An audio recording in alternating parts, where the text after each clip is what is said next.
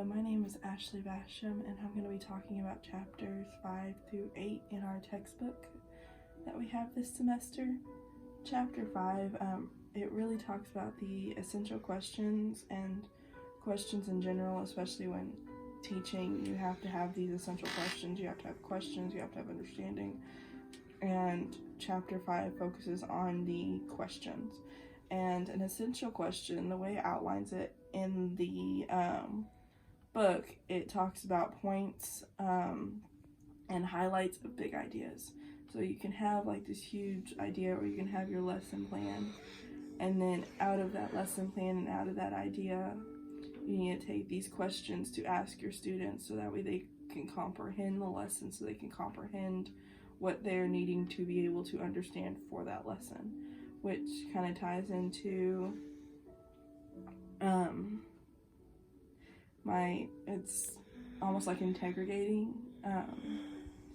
So like as a police officer, you'd interrogate a suspect to find information. That's kind of what we're doing with essential questions, is we are asking questions that don't reveal the solution, but questions that dance around the solution, so that way the students can come to the conclusion of the solution. And that's kind of the point of the essential questions. It doesn't necessarily lead them to the correct answer, it more or less goes around the answer and tries and has the students focus in on the answer. And then it's kind of like the heart of the lesson. You can teach a lesson and you can do several worksheets to make sure the students understand the lesson, but without asking these essential questions, the students won't fully comprehend the lesson. And another thing on that is to discuss. Ask questions, discuss the topic. You can't just ask a question and write down an answer. I know that's what we do with tests, but with essential questions, they're more or less open-ended questions. There's no yes or no right or wrong answer. It's more of an open-ended question. What do you think? And we need to discuss our thoughts, because as human beings, we can have a million and one things running through our minds, and we need to discuss our thoughts and what we're thinking, which is the point of the essential question. You ask the question and you discuss. A really great activity for this is Think, Pair, Share. I personally love Think, Pair, Share. I use it all the time. What it is you ask a question, or you ask like a main topic point, and then you think about it in your own mind, in your own space, and then you pair up with a group. And usually groups, I try not to get any more than 4. I think the biggest I had once was 5, but try and keep it between 2 and 4 people. And then whenever you're in this group of 2 and 4 people, you go around and you share your ideas, you collaborate, and that also helps them work in groups, because I know group activities is not anybody's favorite thing, but this helps them work together, which is essential in the workforce, is working together, sharing your ideas, and coming up with a solution. So one of the questions for my math class that I would love to ask my students is, how is mathematics used to measure and calculate change? So math is all about numbers. It's all about numbers and finding solutions, and then from there it's all about trying to find out how we use it in the real world, because a lot of math that we teach today we don't really use in everyday lives. So I think the big goal of that is to try and figure out how we can use it in everyday lives. And so whenever you think about measuring and calculating change, think about like with the coronavirus right now, every day we're having to calculate, where our numbers are at right now, our supply and demand numbers, all that involves math, and calculate like the change. Like now the grocery stores and everything, you need to calculate, okay, so how much do I need to order? And if we were teaching in schools today, this would be a wonderful topic to talk about supply and demand, and a wonderful topic for kids to sit down and discuss, how are numbers involved in such a crucial part in our economy right now.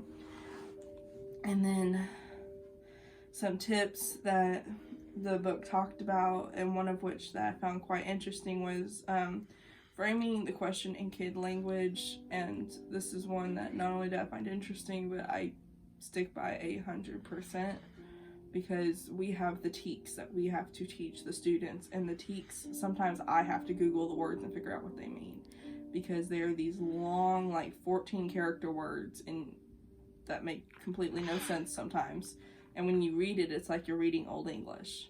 Well, a 6-year-old, or even then, like I teach between 6th and 8th grade, they're not going to understand some of those words, and it's going to confuse them. Then they're going to get frustrated, and then they're just going to shut down. So to prevent the shutdown, it's good to put it in language they understand. And whenever you put it in language they understand, they can comprehend it better. Then they'll be more likely to move forward in what they're doing and how they're acting. And so they'll be able to answer the question better and not just get stumped on what even is the question asking. And that kind of sums up what chapter 5 was talking about with the questions. And then from questioning, we go to understanding in chapter 6. And understanding information is a key part of learning. You can learn the material, your entire school career, but to understand the material is a whole different level of knowing the material. And the book really talks about understanding, but then it brought up this understanding versus factual knowledge. Factual knowledge, and it was comparing the two, and one thing that I found that I was really trying to enforce was factual knowledge requires apprehension and requires like straight on fact, whereas understanding requires comprehension and understanding, and basically it's the why. So you have the fact, so 2 + 2 = 4, and then that's your fact. That's a factual knowledge, cannot be disputed. But then you have your understanding of why, and that's the whole thing about understanding, is it asks the why. You can give the facts and you can have, your solid answers, but asking why is the difference between understanding and almost like the next level of learning. And then on page 144, Piaget asked and made a statement, which is, to understand is to invent. And there's some ways that you can interpret this. There's some ways that the book interpreted this. And one thing that it pointed out was discovering that the proof is a proof. So when you're talking about Piaget, to understand is to invent, that means I'm trying to find a way to put this, because it's almost like a riddle. You understand the information, but it's almost like you're inventing it in your mind because it's new to you. It's not something you're familiar with. So whenever you understand the information or the facts that are given to you, then that's more likely to invent a concept or to invent ideas around that information so you can understand it better. Take math, for instance. I can give you a formula, and you can take that formula and you can either just learn it and realize that that's just the formula and that's what I'm going to use, or you can take it and you can invent like new ideas with it. You can discover how it's used. You can use it in different contexts. There's so many things you can do with it. And I think that was a really big thing whenever he was trying to portray that. To understand is to invent. From there we move on to chapter 7, which is evidence of understanding. And it's almost like it's falling down in a tier. You have your essential questions, you have your understanding, and now you have chapter 7, which is how do we know we've understood the material and we're not taking it from understanding it in a realistic manner to understanding it in a non-realistic manner. And so evidence of understanding, has your goals been met? Take a TEK for instance. Have you understood what the TEK is asking? Have you understood what it's trying to portray to you? And then from there, did you learn what it was asking? Which means, let's just say the TEK today was showing you how to read a full sentence. Let's just go very basic here. So your goals would be Did you learn how to read a full sentence? Did you understand how to get from point A to point B? And then also to show that you got it. Like, you got the information, you understand the information. It's no longer okay, well, here's the fact, but do I understand the facts? And one thing that in chapter 7 that it asked us and that it portrayed to us was 3 basic questions. And I thought these questions were very understanding wise. I thought these questions were actually good to have in a classroom to make sure your students understand the material. And one of the first question was, what kind of evidence do we need to achieve with our goals? So when you try and get from point A to point B, how are you going to get there? Are you going to use your shoes to walk? Are you going to walk down the hallway? Do you need a backpack, like if we're going on a hiking trip? How do you get from point A to point B? What information do you need to know? What information do you need to learn to fully understand your goals? The second question is, what specific characteristics in a student response, products, or performance shows understandings? So whenever you're teaching, you have 2 forms of assessment. Both of these forms of assessment are to help us teachers understand, did they understand it? Did they have a proper response? Were their products sufficient enough to show understanding? And was their performance sufficient enough to show understanding? And that's the whole point of assessments. And that question really asks the question, does the students get it with everything you've given them? Do they still get it at the end of the day? And then the third question is, does the proposed evidence enable us to infer a student's knowledge, skill, and understanding? So given the evidence, so the student provides evidence for us to look at it and understand, is the knowledge there, is the skill there, and then in the end part is understanding there. And there was a table in chapter 7, and I thought this table was very informative. I actually wrote it down in my notes because I really liked how this table looked. And this table, and it's in chapter 7, it's on page 152, and it's in figure 7.4, and it's called a continuum assessment.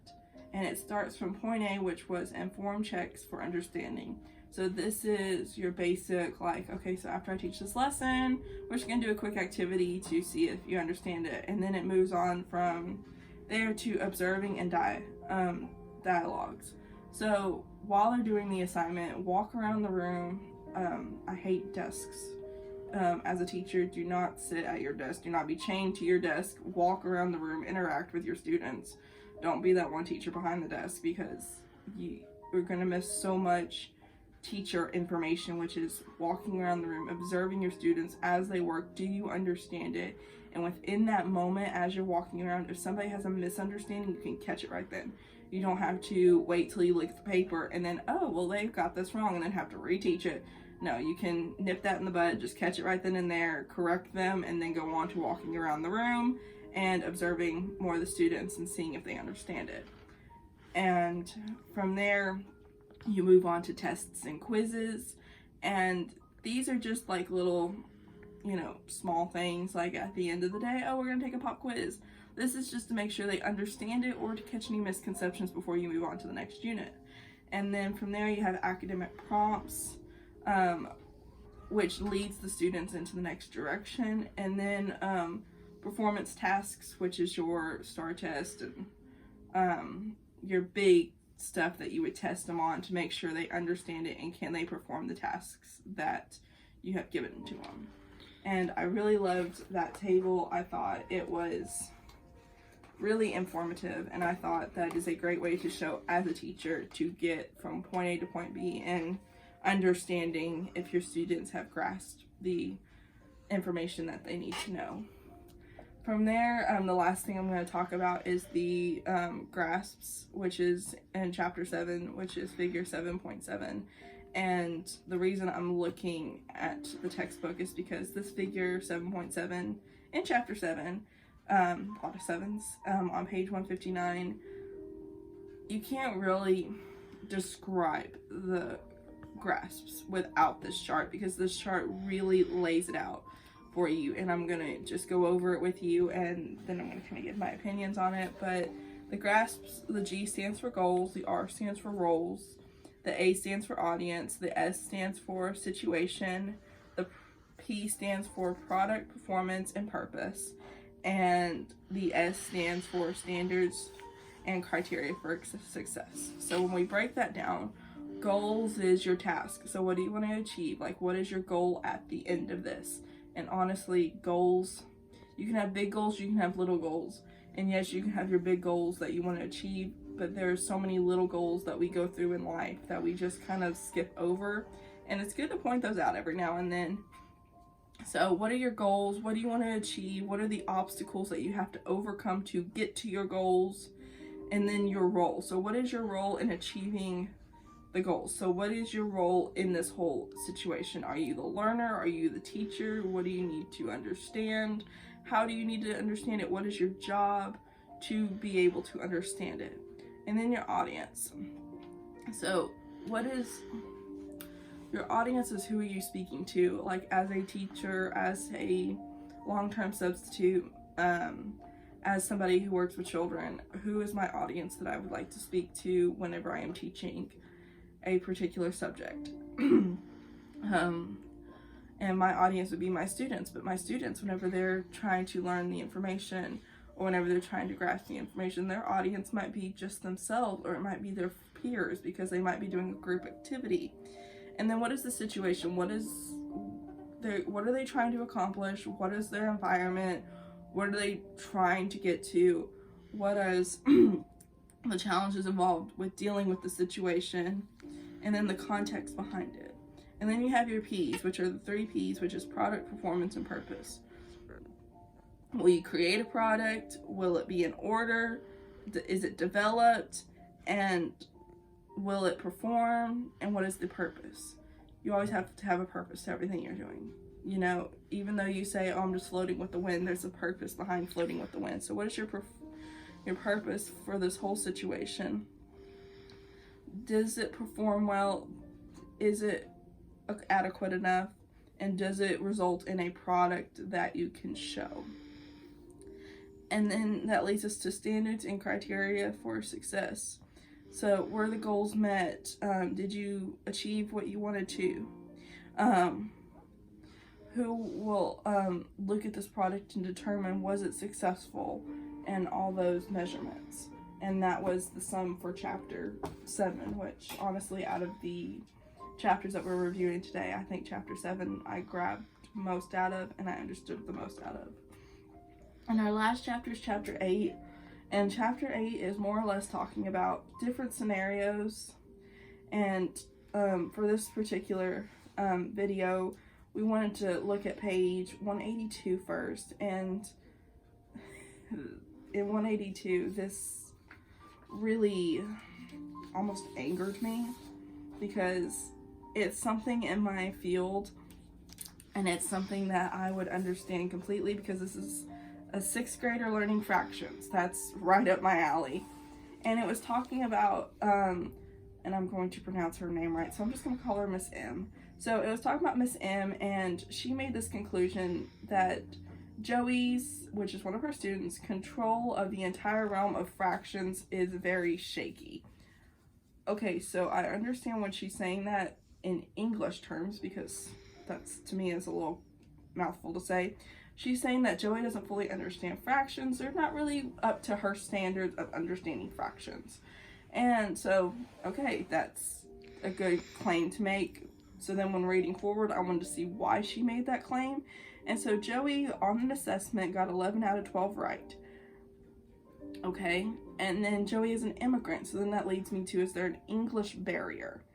And reading forward, it talks about the what ifs, like what if there's an English barrier? What was the questions that it was asking?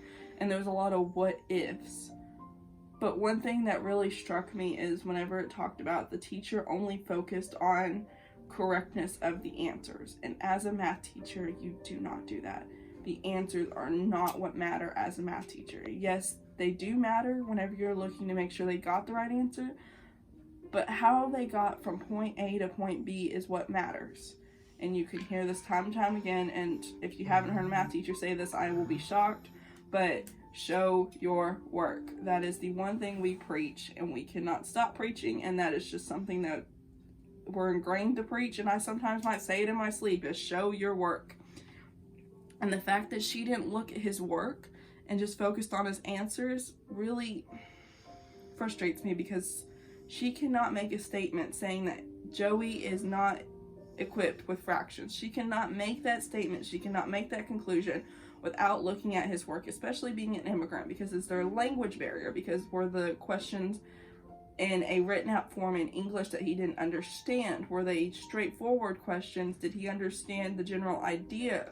What did he get confused on? There are so many things that just are missing from this scenario, and honestly, as a teacher, my first thought would be, okay, what barriers did he face? What problems did he have? And then from there, it talked about a what if of what if he got 19 out of 20 right. Well, if he got 19 out of 20 right, great. But that still leads to the question too, is there still a language barrier? Because yeah, he might have got 19 out of 20 right, but did he not understand the process? Did he look off somebody's paper because he just didn't understand? There's so many, her ideas and her conclusion needs background evidence, because you have your conclusion, but you basically skipped what we talked about over chapters 5 through 7, like your basic questions, your understanding, you're looking at assessment. We just basically skipped over all that and said, oh, nope, it's wrong, it's not going to work, which is, I just don't think that's right as a math teacher, which I think is why this irks me so much. And then we looked at page 198, which was, this one kind of was a little interesting because it talked about, like, where have we come from, like, what have we done, and it was really talking about, like, the general guidelines and what are most helpful to us as a general guideline. And mine was, because it's just, that's mine where we come from, because as a general guideline with math, you need to have your building blocks, and if you don't have your building blocks, then you're lost. So you need to know, did they understand previous lesson to move on to the next lesson, which is why where they come from is such a really good general guideline that you really want to stick to in math.